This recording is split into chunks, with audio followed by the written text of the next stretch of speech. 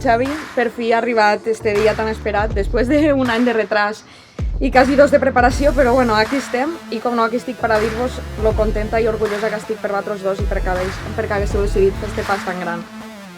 Crec que aquí tothom coneix la vostra relació i sap com va començar, encara que segur que no tothom sap que la primera vegada que vau quedar ho vas fer enganyant a la mama i al papa i marxar a Andorra de visitar un fin de Ana veient a l'amic el vecino.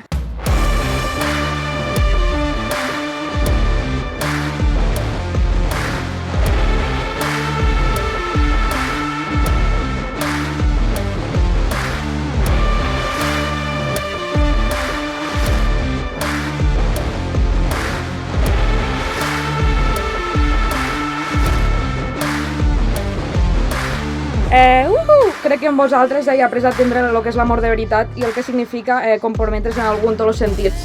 He après a veure el que significa un amor sa i un tracte d'igual a igual.